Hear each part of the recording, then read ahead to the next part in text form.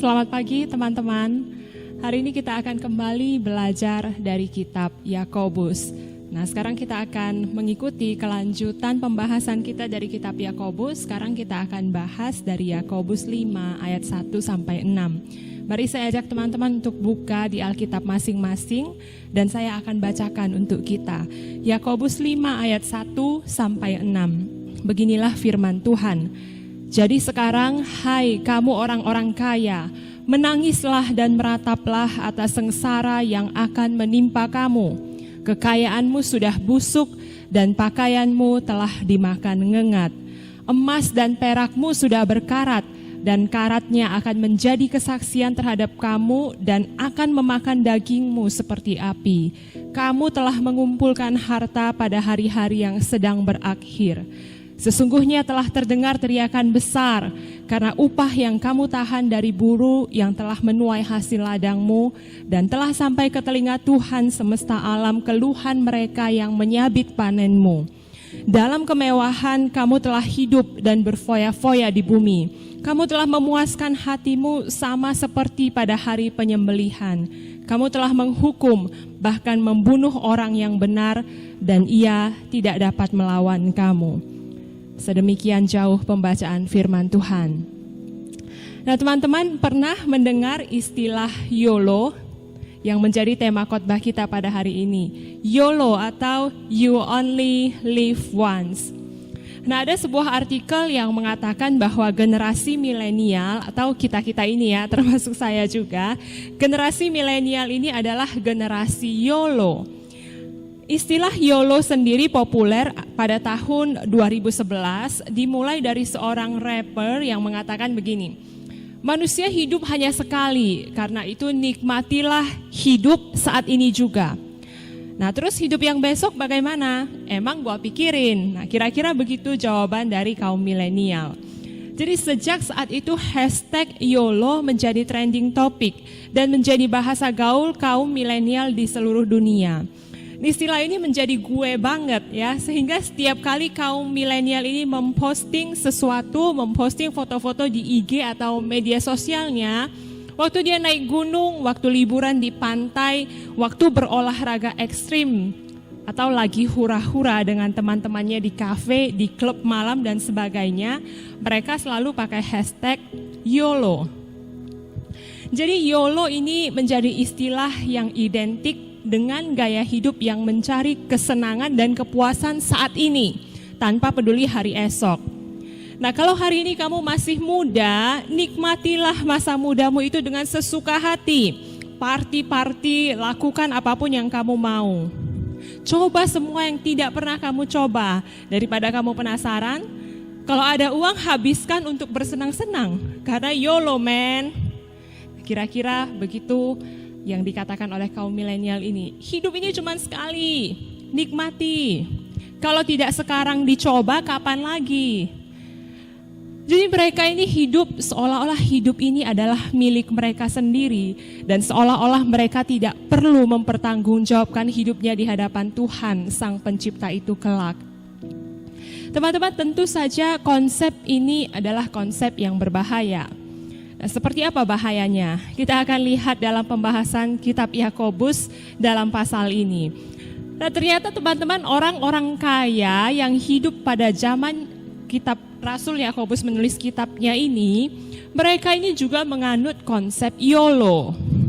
Jadi masalah dari orang kaya ini bukan karena kekayaan mereka semata, tetapi karena konsep hidup yang mereka anut ini menghasilkan gaya hidup yang penuh dengan dosa. Mereka bahkan menghalalkan segala cara untuk mendapatkan kekayaan dan untuk memenuhi ambisi mereka, untuk memenuhi kepentingan mereka sendiri. Apa yang mereka lakukan? Yang pertama dari ayat 4 kita melihat bahwa mereka menahan upah buruh yang menuai hasil ladang mereka. Teman-teman bayangkan ya, mereka ini adalah orang kaya. Mereka punya ladang, mereka punya buruh yang dipekerjakan untuk mengurusi ladang mereka. Tapi demi mengumpulkan kekayaan supaya mereka jadi makin kaya, mereka tidak mau membayar upah buruh yang sudah bekerja pada mereka. Jahat sekali bukan? Yang kedua di ayat 5, mereka ini hidup berfoya-foya dan memuaskan hatinya. Yang ketiga, mereka menghukum bahkan membunuh orang benar dan yang tidak dapat melawan mereka di ayat 6. Teman-teman lihat dari 3 tindakan mereka yang disebutkan oleh Yakobus ini. Mereka juga hidup dengan memakai hashtag YOLO. Yang penting sekarang saya senang dan bahagia. Saya bisa kaya raya dan foya-foya. Mau orang lain menderita, mau orang lain jadi korban, saya tidak peduli. Yang penting saya bersenang-senang. Teman-teman lihat konsep ini. Nah, mari kita evaluasi konsep YOLO ini. Kita pakai logika sederhana saja ya. Kalau memang hidup ini cuma sekali, dan kita tidak perlu bertanggung jawab kepada siapapun atas hidup kita saat ini, maka konsep YOLO itu benar dan patut ditiru. Benar dong? Kalau kita cuma punya kesempatan hidup satu kali, dan kita tidak perlu mempertanggungjawabkan hidup kita, mempertanggungjawabkan perbuatan kita, maka jauh lebih baik kita menikmati hidup kita sepuas-puasnya. Hidup kaya raya, halalkan segala cara. Kalau tidak dicoba malah rugi kan? Tapi teman-teman, konsep YOLO ini adalah a big no-no. Jika kita tahu bahwa suatu saat nanti kita harus mempertanggungjawabkan hidup kita di hadapan Tuhan yang menciptakan kita. Memang kita hidup dalam tubuh fisik ini hanya satu kali, dan kita semua akan mengalami kematian. Tapi teman-teman, kematian bukan akhir dari segalanya. Kematian bukan akhir dari segalanya, karena tubuh kita ini bukan hanya terdiri dari tubuh fisik, tapi kita juga memiliki roh. Tuhan menciptakan manusia itu berbeda dengan binatang yang cuma memiliki nyawa tanpa punya jiwa dan punya roh. Begitu dia mati, selesai. Tapi pada manusia, ketika Tuhan menciptakan manusia, dia menghembuskan nafas kehidupan dan dia memiliki roh yang bisa terhubung dengan Allah, yang juga adalah roh dan penciptanya. Maka ketika tubuh fisik kita ini mati, waktu tubuh fisik kita ini tidak berdaya dan kembali menjadi debu dan tanah, roh kita akan kembali kepada pencipta kita, dan Tuhan akan meminta pertanggungjawaban dari kita. Bagi orang percaya yang menaruh hidup dan pengharapannya kepada Tuhan, mereka akan mengalami hidup yang kekal bersama dengan Dia. Tapi bagi mereka yang tidak percaya, yang hidupnya pakai hashtag YOLO, yang hanya dihabiskan untuk memuaskan keinginannya sendiri pada saat ini, maka tersedia hukuman kekal untuk mereka. Nah, maka teman-teman, atas perbuatan orang-orang kaya yang pakai hashtag YOLO itu, dalam kitab ini, Yakobus menegur mereka dengan sangat keras. Yakobus katakan, menangislah dan merataplah atas sengsara yang akan menimpa kamu. Teman-teman lihat ya, mereka ini sedang bersenang-senang. Mereka sedang menikmati hidup mereka dengan foya-foya. Tetapi Yakobus menyuruh mereka untuk menangis dan meratap. Karena akan ada saatnya nanti mereka akan mengalami sengsara. Sebab kekayaan yang mereka kejar dengan menghalalkan segala cara itu, yang mereka pikir akan memuaskan hati mereka saat ini, ternyata semuanya itu akan busuk. Pakaian mereka akan dimakan ngengat. Pakaian waktu itu menjadi simbol pembeda yang cukup besar antara si kaya dan si miskin. Orang kaya itu akan sangat gampang terlihat dari pakaian yang mereka pakai yang begitu mewah dan mahal. Tapi Yakobus bilang pakaian itu akan dimakan ngengat.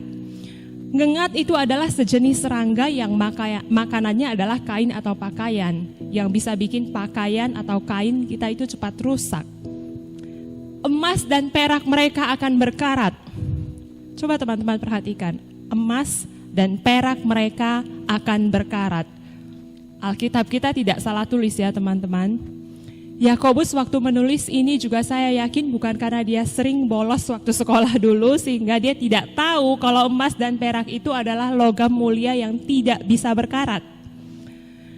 Yakobus seperti memakai sebuah sarkasme, sebuah sindiran yang tajam untuk memperingatkan orang-orang kaya yang mengagungkan emas dan peraknya itu, bahwa semuanya itu akan sia-sia, bahkan semua itu akan berkarat. Kalau teman-teman perhatikan dan masih ingat, apa yang dituliskan oleh Yakobus ini sama dengan pengajaran Yesus dalam khotbah di bukit yang pernah kita bahas tahun lalu, yaitu tentang mengumpulkan harta di sorga. Pada waktu itu Yesus berkata, janganlah kamu mengumpulkan harta di bumi. Di bumi ngengat dan karat merusakkannya, dan pencuri membongkar serta mencurinya. Tetapi kumpulkanlah bagimu harta di sorga. Di sorga ngengat dan karat tidak merusakkannya, dan pencuri tidak membongkar serta mencurinya. Karena di mana hartamu berada, di situ juga hatimu berada. Matius 6 ayat 19 sampai 21. Mirip bukan? Yakobus yang belajar dari Yesus menegaskan bahwa hidup kita ini akan kita pertanggungjawabkan nanti ketika roh kita bertemu dengan Tuhan yang menciptakan kita. Maka ada sebuah tindakan yang sangat keliru jika dalam hidup kita yang sementara di dunia ini hanya kita habiskan untuk mengejar kekayaan, untuk mengejar hal yang bersifat sementara. Kekayaan itu akan busuk, pakaian itu akan dimakan ngengat, emas dan perak itu akan berkarat. Tidak ada gunanya di dalam hidup kekal yang akan kita nikmati kelak. Hanya fokus mengejar kekayaan saja sudah keliru. Apalagi jika kita sampai melakukan dosa untuk mengejar kekayaan yang akan lenyap itu, teman-teman. Yakobus itu bilang kepada orang-orang kaya yang menindas orang miskin itu, bahwa teriakan dan keluhan dari para buruh yang upahnya ditahan itu telah sampai ke telinga Tuhan semesta alam. Artinya Tuhan mendengar, ada Tuhan yang melihat perbuatan mereka, dan Tuhan tidak tinggal diam. Saat ini orang-orang kaya itu hidup berfoya-foya dan bersenang-senang. Tapi sebenarnya mereka sedang dibawa dalam hari penyembelihan. Maksudnya apa hari penyembelihan? Teman-teman, kamu pernah lihat orang yang pelihara babi atau pelihara lembu untuk dijual? Babi atau lembu ini sebelum dipotong, sebelum disembelih, biasanya akan dikasih makan yang enak-enak dulu, sampai mereka kenyang. Bahkan ada yang sampai dimassage, dikasih dengar lagu yang enak supaya dia rileks dan bisa makan yang banyak, supaya nanti dagingnya itu berkualitas. Dan waktu dia sudah gemuk, sudah tambun, tinggal siap-siap disembelih atau dipotong. Jadi mereka, binatang itu sebenarnya dikasih makan yang enak-enak, mereka menikmati, senang-senang itu dikasih makan, dimassage. Sebenarnya hanya untuk satu tujuan, mereka akan dibawa ke pemotongan atau penyembelihan. Nah, itulah yang terjadi pada orang kaya yang hidup seenaknya, yang hidup seolah-olah tidak ada Tuhan di dunia ini, yang pakai hashtag YOLO di sepanjang hidupnya. Mereka bersenang-senang, tetapi sebenarnya mereka hanya siap-siap menunggu hari penghakiman untuk dihukum. Teman-teman, jika kita sudah mendengarkan firman yang dituliskan oleh Yakobus dalam pasal ini, so what dengan hidup kita saat ini? Teman-teman, jika orang-orang yang tidak mengenal Tuhan dan tidak percaya kepada Tuhan itu punya prinsip YOLO, you only live once, maka seharusnya setiap kita yang sudah percaya dan mengenal Tuhan sungguh-sungguh, kita harusnya bukan lagi hidup dengan prinsip YOLO, tapi kita hidup dengan prinsip you only live for Him. Kita hidup hanya untuk Dia yang sudah mati dan hidup di dalam kita.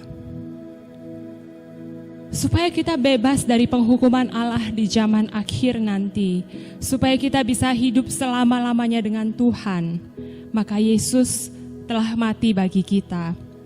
Dia juga telah bangkit dari kematian dan hidup di dalam kita. Dia hidup di dalam kita supaya kita juga bisa hidup bagi Dia. Dan memang saat ini kita masih hidup dalam kedagingan kita, dalam tubuh fisik ini. Tetapi roh kita, manusia rohani kita itu sudah ditebus dan dapat berelasi dengan Allah, supaya nanti waktu kita mati secara fisik meninggalkan tubuh fisik kita ini, waktu tubuh fisik kita ini kembali kepada debu, roh kita yang sudah ditebus itu bisa berelasi dengan Allah selama-lamanya. Maka teman-teman, selagi hidup dalam dunia yang sementara ini, hiduplah bagi Kristus. Live for Him. Kumpulkan harta di sorga. Jangan fokuskan hidupmu untuk hal-hal yang bersifat sementara. Dan saya bukan sedang melarang teman-teman untuk mengejar karir atau untuk melarang teman-teman untuk sekolah baik-baik ya. Bukan teman-teman. Ini memang adalah bagian dari hidup dan tanggung jawab kita.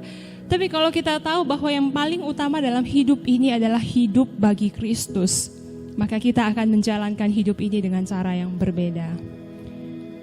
Hidup kita itu bukan lagi melulu fokus hanya pada hasil akhir yang mau kita capai menurut keinginan kita. Hidup kita ini bukan lagi bicara soal saya sekolah baik-baik supaya nanti bisa dapat nilai baik. Kalau dapat nilai baik nanti bisa nilai rapornya bagus, aku bisa juara. Kalau prestasiku bagus, aku kuliah gampang, bisa kuliah ke tempat yang bagus. Kalau kuliah di tempat yang bagus, yang oke, nanti aku bisa jadi orang sukses, bisa jadi orang kaya, punya banyak uang. Bukan cuma sekedar itu teman-teman. Hidup kita bukan cuma soal itu, tapi bagaimana kamu hidup bagi Kristus yang hidup di dalam kamu. Bagaimana kamu hidup menjalani hari-harimu dengan melibatkan Tuhan. Bagaimana kamu belajar menghidupi hidupmu dari kacamatanya Tuhan. Kalau hari ini kamu adalah seorang pelajar, pastikan kamu melakukan tugasmu, kamu melakukan tanggung jawabmu belajar dengan baik. Kamu melakukan itu semua karena kamu tahu Kristus hidup di dalam kamu. Ketika kamu belajar baik-baik sebagai pelajar, pastikan kamu melakukannya karena kamu tahu bahwa Kristuslah yang memberikan kemampuan kepadamu untuk melakukannya. Bukan karena kamu hanya terpaksa belajar karena disuruh oleh orang tua. Ini hal yang berbeda kan teman-teman? Jadi teman-teman, tujuan hidup kita bukan lagi cuma sekolah, terus nanti kuliah, terus nanti habis kuliah kerja, dapat uang yang banyak, lalu menikah, punya anak, punya rumah, punya mobil, and live a happy life ever after. Seperti di film-film Disney atau Cinderella. Terus habis itu nanti punya anak cucu jadi tua dan mati, selesai. Ini bukan tujuan hidup kita teman-teman, tapi ini adalah siklus hidup kita. Tujuan hidup kita sebagai orang-orang yang sudah ditebus dan dipersiapkan untuk menjadi warga kerajaan sorga kelak adalah live only for Him. Hidup hanya bagi Dia. Dalam apapun yang teman-teman lakukan, mau kamu kuliah di Amerika atau tidak sambung kuliah setelah sekolah, mau kamu menikah atau tidak menikah, mau kamu dapat kerja dengan gaji ratusan juta per bulan atau cuma dapat ratusan ribu per bulan, tapi dalam semua hal yang kamu lakukan, you live for Him. Kamu lakukan untuk Dia, kamu hidup untuk Dia. Dan kalau Tuhan kasih kesempatan kamu untuk mencicipi berkat, mencicipi kemurahan-kemurahannya, itu hanyalah bonus dan kemurahan Tuhan teman-teman. Seorang teman pernah cerita seperti ini. Satu kali dia lihat di YouTube seorang YouTuber wanita. Jadi YouTuber ini buat video tentang pernikahannya. Dan pernikahannya itu benar-benar mewah karena dia anak orang kaya. Terus dia juga menikah dengan seorang pria yang kaya, yang ganteng, yang mapan. Nah, ini impian setiap wanita ya, bisa menikahi cowok seperti itu dan hidupnya kelihatan sempurna dari luar. Nah, waktu teman saya ini lihat video ini, dia juga tiba-tiba langsung jadi terfikir dalam hatinya ya. Wah, enak sekali ya jadi orang itu. Enak sekali ya dengan kehidupan dia. Kalau jadi dia enak ya, sepertinya dia punya segalanya. Dan seakan-akan waktu dia berpikir seperti itu, terbersit pikiran di dalam hatinya, dia pengen jadi orang itu. yang punya hidup yang baik, yang kaya, yang punya kehidupan yang terlihat sempurna. Tapi teman-teman, waktu dia berpikir seperti itu, tiba-tiba seolah-olah Tuhan ingatkan dia. Seolah Tuhan berkata seperti ini kepada dia, "Anakku, apakah aku tidak cukup bagimu? Bukankah hidupmu sekarang juga sangat dipuaskan hanya karena ada aku?" Teman saya ini tiba-tiba tersadar dan dia kembali bersyukur dan merasa puas akan hidupnya. Hanya karena ada Tuhan di dalamnya dan dia hidup bagi Tuhan. Secara pencapaian, secara yang terlihat oleh manusia, mungkin apa yang dia alami dan dia capai tidak seperti yang diimpikan oleh banyak orang, tidak seperti hidup YouTuber itu.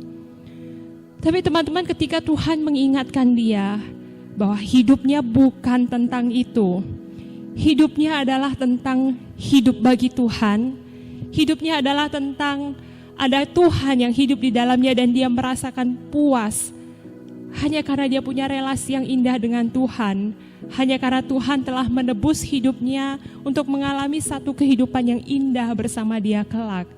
Dia merasakan kepuasan yang tidak dapat dibayar dengan jumlah berapapun. Teman-teman, maukah kamu juga merasakan kepuasan hanya karena ada Tuhan yang hidup di dalammu? Maukah kamu mengalami itu?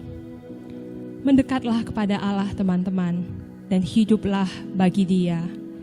Ingat, you only live for Him. Inilah tujuan kita. Inilah tujuan sesungguhnya Allah menciptakan kamu dan saya untuk hidup hanya bagi Dia. Mari kita tundukkan kepala dan kita berdoa. Tuhan, terima kasih untuk firman yang boleh mengingatkan kami bahwa hidup kami adalah tentang bagaimana kami menjalaninya bersama dengan Engkau, bagaimana kami boleh hidup untuk Tuhan, bagaimana kami boleh punya pikiran yang sejalan, yang sehati dengan Tuhan. Tolong kami Tuhan untuk kami boleh menghidupinya dalam konteks hidup kami masing-masing. Apapun yang kami kerjakan saat ini, tolong kami supaya kami boleh mengingat Engkau hidup di dalam kami, dan Engkau pun ingin kami hidup hanya bagi Tuhan. Terima kasih Tuhan, kami bersyukur untuk firman yang boleh kami dengar. Mohon Tuhan yang memimpin, memberikan anugerah untuk kami boleh melakukannya dalam hidup kami sehari-hari. Dalam nama Tuhan Yesus kami berdoa. Amin.